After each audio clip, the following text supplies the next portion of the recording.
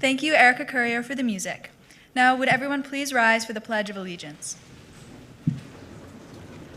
I pledge allegiance to the flag of the United States of America and to the republic for which it stands, one nation, under God, indivisible, with liberty and justice for all. Thank you, and please be seated.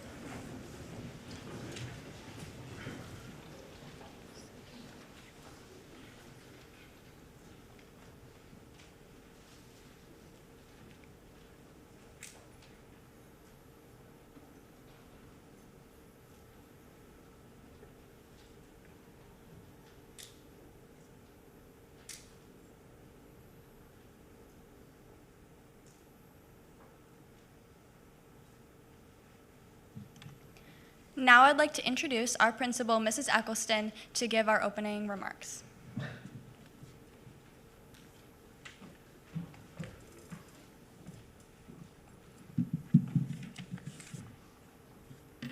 Hello and welcome to the 5th Annual French and Honor Society Induction.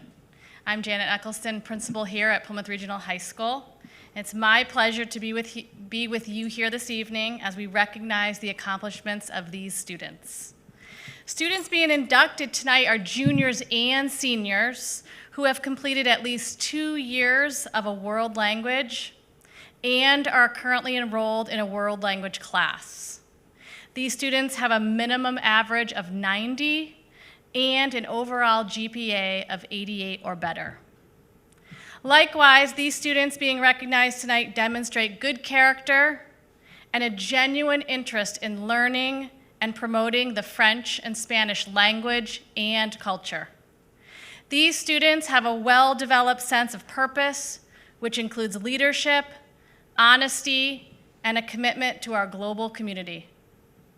I would like to thank both sponsors for tonight's induction. The sponsor for the French Honor Society is Madame Cecile Healy. Go right ahead.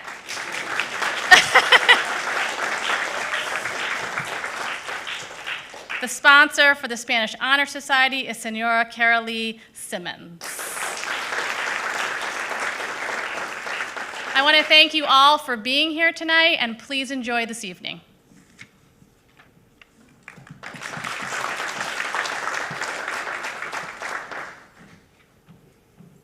Thank you, Mrs. Eccleston. Bienvenidos and bienvenue. Good evening and welcome. I am Riley Langford, a member of the Spanish Honor Society. On behalf of our sponsors, Cecile Healy and Carolee Simmons, I would like to extend gratitude to you, the parents, families, and friends, for all you do behind the scenes to support and encourage academic excellence. The language achievements of the inductees tonight are the result of a collaborative effort within our language program here at SAU 48. All of the world language teachers in our district work tirelessly to promote language and culture. Thank you to Troy Harris, a French and Spanish teacher at PRHS, and Carla Savage, Ursula Askins-Huber, and Audra Sullivan at the elementary schools. We are fortunate to live in a community that supports world language learning from an early age. Students in the French and Spanish Honor Societies typically take 4 years at the high school level, allowing them to reach levels 4, 5, and AP. At these levels, students are using the language to read and listen to material produced by native speakers for native speakers. They can carry on meaningful conversations about topics like global challenges, personal and public identities, families and communities, beauty and aesthetics, and contemporary life. The activities of the French and Spanish Honor Societies solidly support the several goals outlined in PRH's vision of a graduate, such as recognizing and respecting other cultural perspectives, valuing diverse opinions and ideas, pursuing passions, and applying skills to new situations. Examples include a celebration of French National Week with cultural activities for students, which will take place again this year next month, creating games geared towards introducing elementary students to French, planning and preparing recipes for Spanish immersion dinners with presentations from students and native speakers from the community, and once again, the two societies are selling chocolate for scholarships. As we look to the oncoming year, we are excited to welcome these new members, and we look forward to creating worthwhile cultural activities for our community.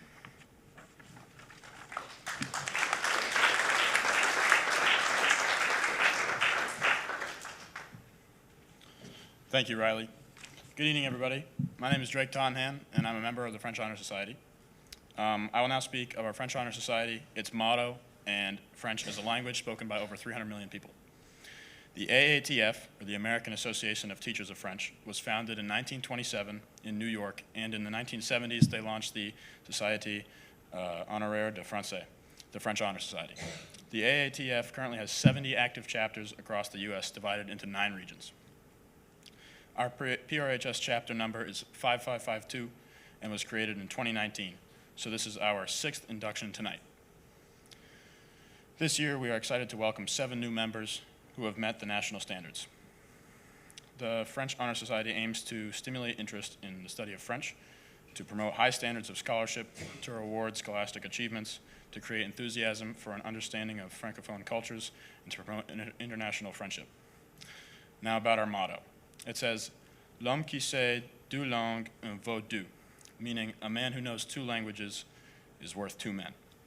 It conveys the idea that speaking more than 1 language gives you a significant advantage, to the point where you are perceived as having enhanced abilities or perspectives, almost as if you are twice as capable or versatile as someone who only speaks 1 language. By mastering multiple languages, you can better understand different cultures, communicate with more people, and have access to greater knowledge and opportunities. French is greatly enriched by contributions from all the Francophone cultures. It is a growing global language, and it is valuable for connecting diverse countries through a common language and common goals. It's a language of business, art, cooking, fashion, science, and math. French is both a working language and an official language of the United Nations, the European Union, UNESCO, NATO, the International Olympic Committee, the International Red Cross, and international courts. And today, we celebrate not just the mother country of France, but the beauty and cultural wealth of entirety of La Francophonie with its 29 French-speaking countries around the world.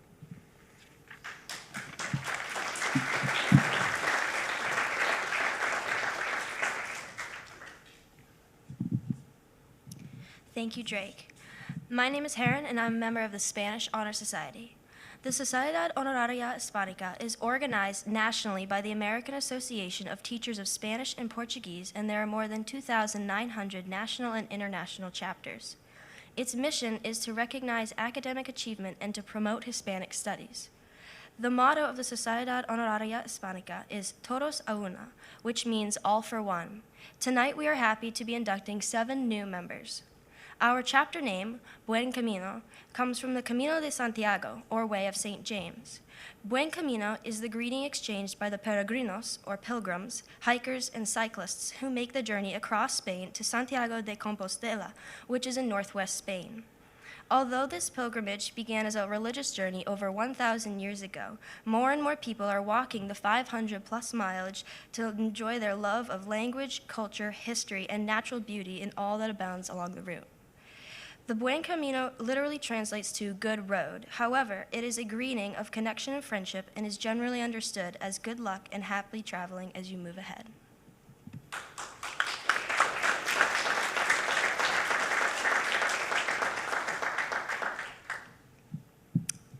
Thank you, Heron. My name is Nick Ring, a member of the French Honor Society. I'm delighted to introduce tonight our guest speaker, Mr. Troy Harris. Mr. Harris graduated from UNH in 1993 with a Bachelor of Arts in Spanish and a Master's in Secondary Education from UNH in 1998. Additionally, Mr. Harris finished his certification coursework in French at Plymouth State University and at the University of Quebec at Trois-Rivières in 2002. Mr. Harris teaches world languages here at PRHS and is also the assistant Quiz Bowl coach. He began his career in 1997 teaching Spanish and has taught both Spanish and French here for the past 27 years. He spent a semester in Spain studying at the University of Granada and spent several summers studying French in Quebec. Most recently, Mr. Harris completed a 4-week Spanish program in Montañita, Ecuador in 2022. During his time here at PRHS, Mr. Harris has had the opportunity to travel to Quebec, France, Spain, South America, and Puerto Rico, experiencing the culture, meeting new people, and interacting with native speakers. Tonight, he will talk about the importance of learning a second language and the opportunities it brings. Mr. Harris, everyone.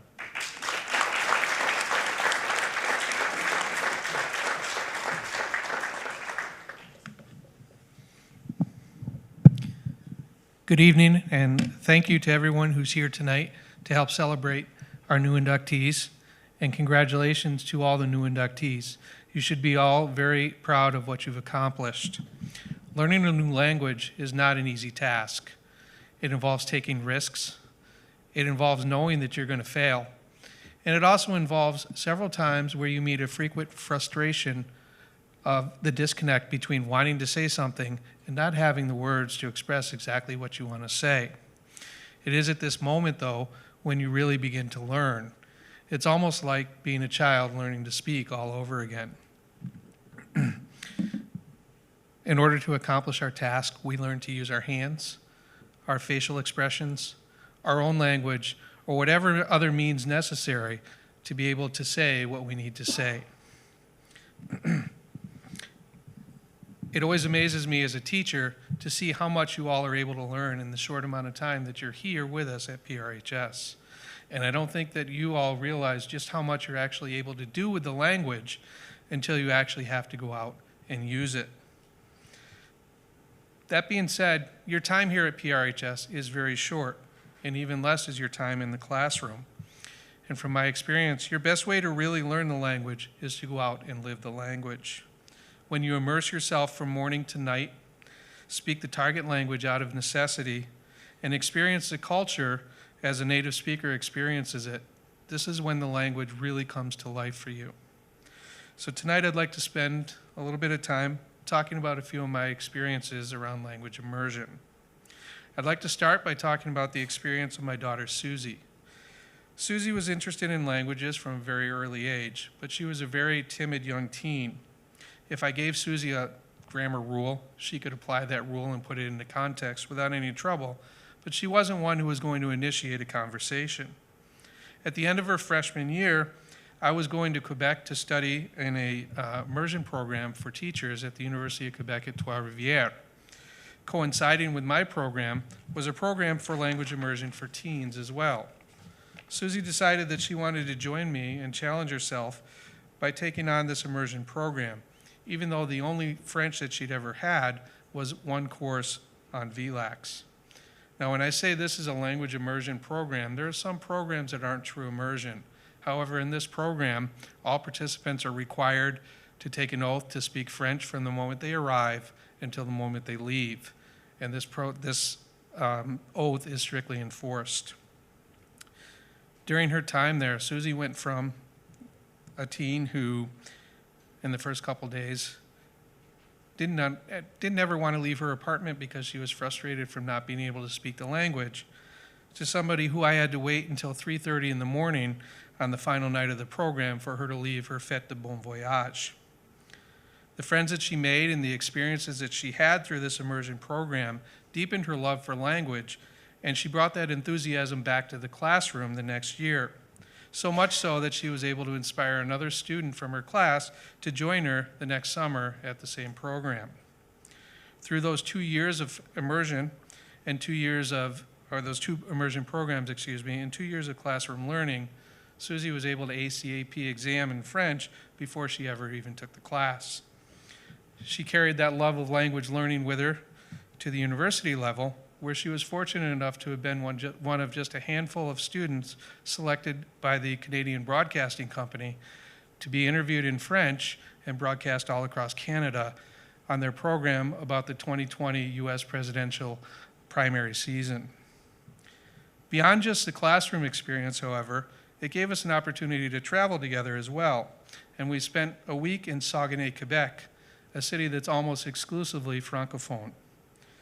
We were able to bike around Lake Saint-Jean and climb the mountain trails up above some of the most beautiful fjords in all of North America, all the while being completely immersed in the French language. I've also been fortunate enough to have traveled to France, Spain, and Puerto Rico with my other two children who came through our PRHS language program. And I'll always cherish those memories of practicing the language, meeting the people, and seeing the places that they had studied about in class come alive in real time. Personally, I spent a lot of time studying French immersion, but I realized that I hadn't had a similar experience in Spanish in quite some time. In 2022, after the worst of the pandemic had passed, I decided to explore some programs in South America, as I wanted to visit someplace that I hadn't been before. I came across a program called Traveling Classroom in Ecuador.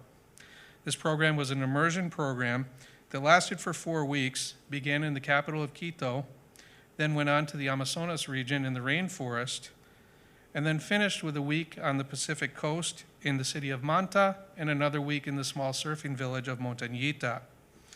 It involved 5 full days a week of Spanish immersion classes, during the day, and cultural excursions in the late afternoon and on the weekends. It also involved staying with a family and sharing meals together with that family in many of the locations where we stayed.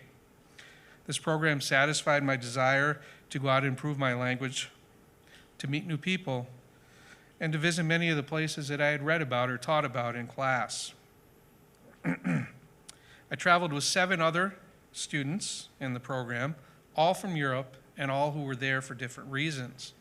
Some of them were there completing their university studies, others were there for work requirements, and still others were there for the same reason that I was there, to learn the language and to take in all that Ecuador had to offer.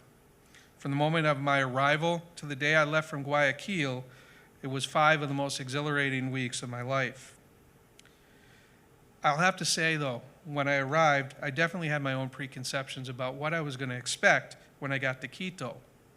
All that changed on the very first day when I found myself in the center of Quito, a modern, thriving city with all the amenities of a major modern city, not at all what I was expecting. However, Quito has done a wonderful job as well of preserving their cultural and historical heritage through many of the different historical districts throughout the city, all with the backdrop of the Andes Mountains offering breathtaking views wherever one looked. I spent the first week alone as I wanted to acclimate myself to the city and also to acclimate myself to the altitude where Quito sits at approximately 10,000 feet. But the real beauty of my time here came when I got to meet my host family and meet my other travel companions, 7 of the nicest and most adventurous people that I've ever met, and many of whom I still chat with today. Every moment provided me with a learning opportunity. For example, realizing that in Ecuador, toilet paper goes in the trash and not in the toilet. From experiencing the difference between a Venezuelan cup of coffee and an Ecuadorian cup, and also realizing that an empanada makes a great meal at breakfast, lunch, or at dinner. Our conversations with the family typically revolved around the pandemic and the sad reality of how hard it hit Ecuador. It was rare for me to meet anybody in Ecuador who hadn't, unfortunately, lost a family member or a friend to COVID. We spent a lot of time talking about politics and how politics affected our country and affected their own country. And I also was able to hear the story of the downfall of the Incan Empire told from the indigenous perspective, where that story believes that a major reason for that downfall may have actually been simply a miscommunication of language. I was also forced to give up my fear of dancing in public because for 3 days out of the week, we had bachata and salsa lessons. And let me tell you, I really tried. I did. But I am not a dancer, and it was quickly obvious that I was born with 2 left feet. I may well have been the worst dancer in the history of this program. However, I tried, I persevered, and for me, it wasn't necessarily the result, but the experience that really mattered. Beyond my classroom experiences and my conversations with my host families, I was also incredibly fortunate to have been able to travel through most of the country and have the opportunity to see many of the sites that Ecuador had to offer. For example, I was given the opportunity to stand in 2 hemispheres at the same time with my traveling family at Mitad del Mundo, which is located right on the equator. To travel, or basically I climbed up a hill one day and went to the museum at the home of Oswaldo Guayasamín. Oswaldo Guayasamín is one of Ecuador's most renowned artists, and I was fortunate to have arrived there by chance on his birthday. I had the opportunity to talk for an hour before going through the museum with his son pictured here and also his daughter-in-law, and to learn the story of how Guayasamín spent the last years of his life collecting art from Ecuadorian artists from all around the world, trying to bring it back to Ecuador to store it as home as a museum to showcase what it really meant to be from Ecuador. I was able to hike to the Kilauea Lagoon at 13,500 feet. This was an incredibly difficult hike to do. I was not ready for that, even having hiked in the White Mountains a lot. This was challenging, but I can assure you that the view was a payoff for the experience. Later, I was able to go to 16,500 feet and hike to the base of the glacier at Mount Cotopaxi, Ecuador's second highest mountain, and then to mountain bike back down from the high parking lot to ground level. When we were in the rainforest, every morning, almost precisely at 7 a.m., we would wake to the sound of these Chichico monkeys scurrying across the roof of our hut and jumping into the trees to play and eat bananas. And once they got into the trees, there was no more sleep to be had. We were warned against walking through the jungle paths at night looking for frogs and spiders. All I can say is challenge accepted. We found them. We floated down the Rio Napo in inner tubes, the Napo being Ecuador's widest river and also a major tributary of the Amazon River, the whole time wondering what the heck might have been lurking just beneath our tubes. And fortunately, we never found out. We made ceviche in the home of a master Ecuadorian chef. And I was able to see one of the most beautiful cathedrals in all of South America in the city of Cuenca, lit up in a beautiful blue hue at night. And I have to tell you, this was a spectacular sight to see. We also got to travel to the Isla de la Plata, which is better known as the poor man's Galapagos. And these blue-footed boobies were our tour guide through the paths. And lastly, I was able to get to hang out with some of the coolest cats in all of South America. In conclusion, you may be wondering, well, how does all this relate back to me? Here at PRHS, one of our pride goals for our vision of the graduate is to produce students who become global citizens, a citizen who's able to interact appropriately with respect to the culture of any place they happen to find themselves. Each one of you has the opportunity to be that global citizen, to get out and learn the language, to experience the culture and interact with the people of wherever you may happen to be, or maybe learn a new language entirely. I will promise you it will not always be an easy task. You'll be frustrated. Learning a new language is mentally and physically exhausting, and there'll be times where you simply just want to quit and go home. But for all those times where you face adversity, I promise you there will be countless other experiences that will fill you with a sense of joy, wonderment, and self-accomplishment. And you'll also start to form a lifelong bond with people from all around the world. At the same time, you realize that being a global citizen is not always about learning, but also about being a teacher. Each one of you has a story to tell and an experience to share. The world is waiting to hear your story and to learn about those experiences and about your culture. I hope that the world gets to hear those stories from each and every one of you. Buena suerte a ustedes en el futuro. Bonne chance à vous dans l'avenir. Merci beaucoup. Muchas gracias. Buenas noches et bonne nuit. And one more thing, go Bobcats.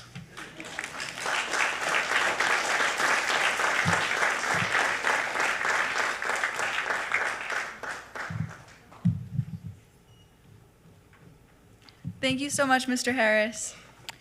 I'd now like to share a quote by the French 19th century author Victor Hugo that I believe is applicable to our experience as language learners. The quote is, Soyez comme l'oiseau posé pour un instant sur des rameaux trop frêles, qui sont pliés les branches et qui chante pourtant, sachant qu'il a des ailes. And the translation is, be like the bird that pausing in his flight a while on boughs too slight, feels them give way beneath him, and yet sings, knowing that he has wings.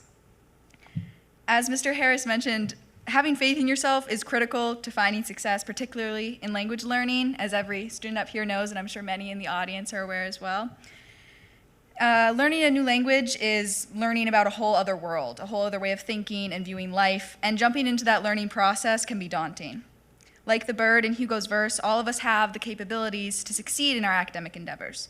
We all have wings, the potential for flight, and the only thing that will keep us from being able to fly, to succeed and learn and grow, is if we forget ourselves and question our potential.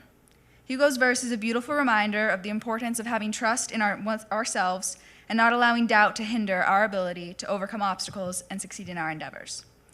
But beyond faith and confidence, Hugo's lines have another lesson for us, that it is not enough to simply know you could do something. It's not enough to know you have the ability to do an assignment or hold a conversation or succeed in some other aspect of learning a language. You have to actually put that capability into practice. You have to actually put in some effort. When we heard the lines to the short poem a moment ago, we assumed the falling bird was fine, that it held on to the knowledge that it could fly and survived its fall from the branch. The problem is we don't actually know if that's true. Sure, it remembered it has wings. That doesn't mean it took the effort to spread them and overcome the challenge it faced. Just because we all have the capacity to overcome the difficulties presented to us does not mean that we will soar over them automatically without any conscious effort. It's ability paired with dedication and action that has allowed us to come so far and will allow us to continue to grow. Thank you so much and have a great evening.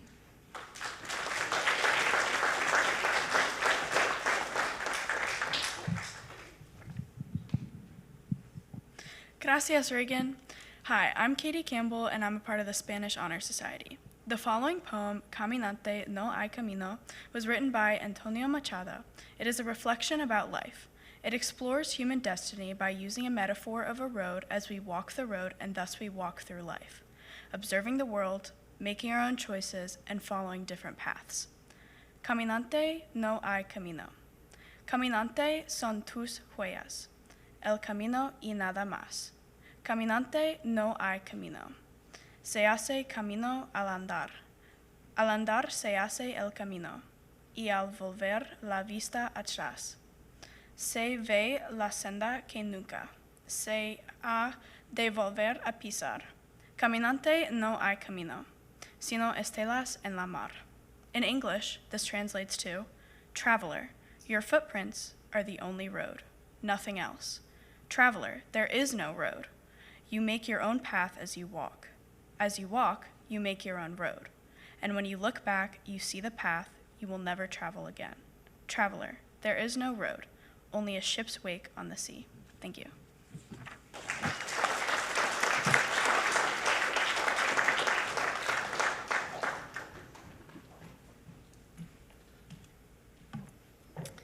All right, it is time. French inductees, if you could please now stand up to take the oath.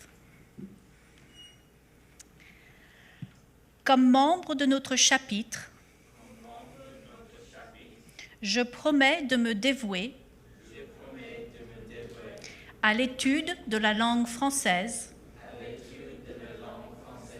pour la maîtriser en me souvenant qu'une langue peut être un lien entre personnes de race, de religion et d'origines différentes. Comme citoyen de mon pays, je promets d'encourager l'amitié et l'entente parmi tous les pays du monde. Voilà mon serment et mon espérance. You can sit down.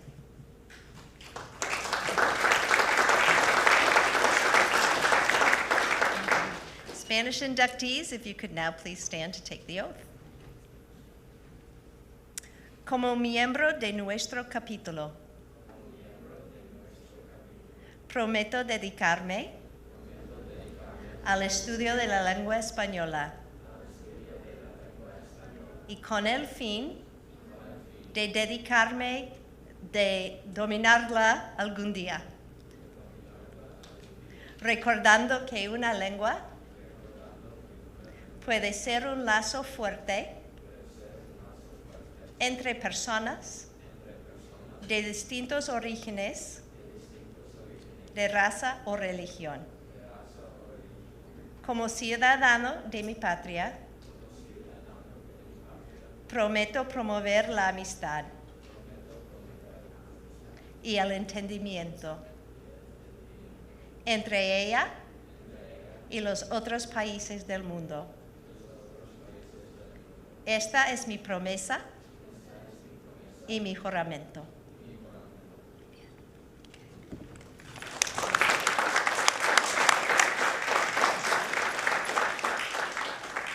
All right, French inductees, if you could please stand up again. As you hear your name, please come forward to receive your certificate and your pin. Jackson Bouchard.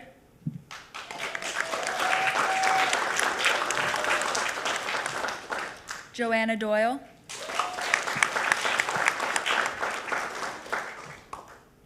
Sophie Kelsey.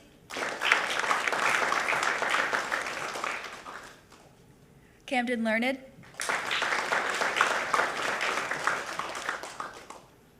Harper Preston.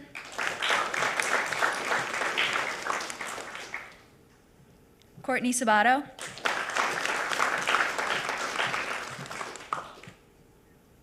And Isabella Sun.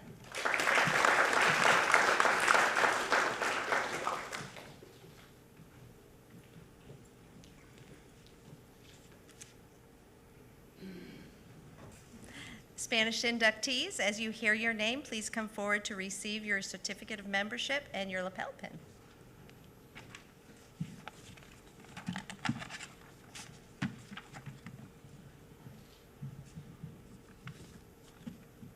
Amanda Ahern.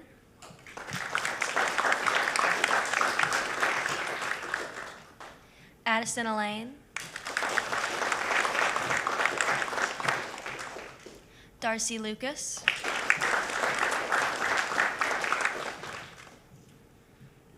Graham Burtis. Lucas Diamond.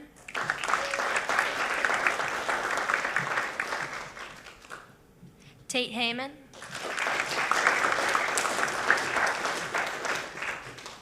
And Ariane Lee.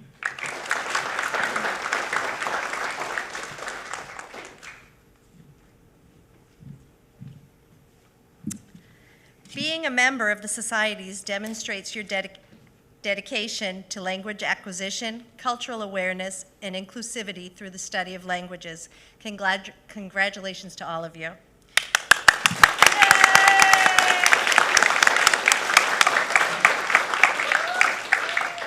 I hope that you've been inspired tonight to continue learning beyond high school and that your foreign language knowledge takes you places in life that will give you happiness and success. Thank you for your attendance today in support of these remarkable inductees. At this time, we invite you all to some refreshments in the main lobby. Parents, if you want, take this time to snap a picture of your student on stage or with the flags in the main lobby. Merci, gracias, and thank you, and have a wonderful evening.